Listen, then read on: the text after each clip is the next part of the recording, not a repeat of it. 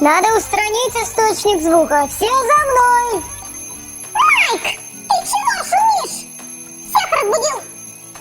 Это не я, это он.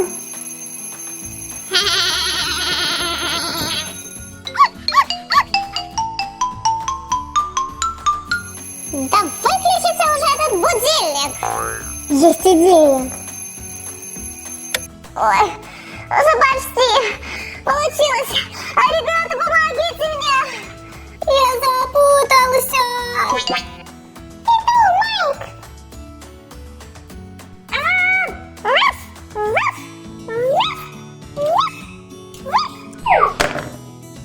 Вот, я же говорил, что я починил. Майк, что ты наделал? Стало только хуже.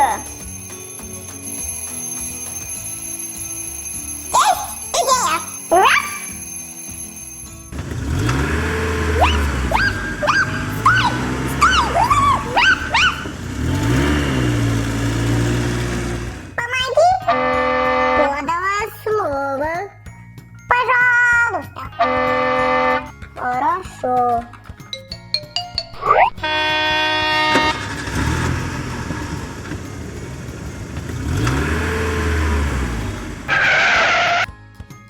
Положим будильник в коробку, и его будет не слышно.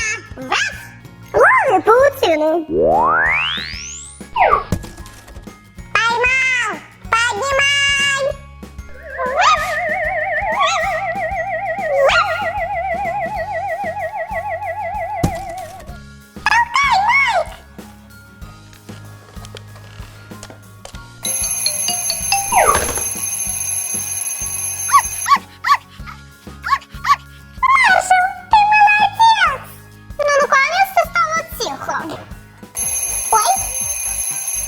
Посторонись, паук.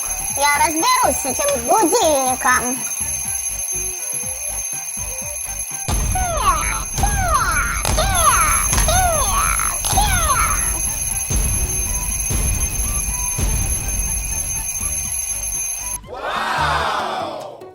Тишина. Это звук победы. Это звук мамы! Бежим!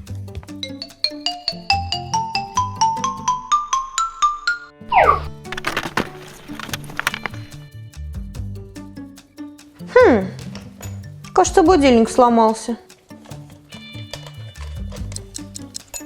Нет, все работает.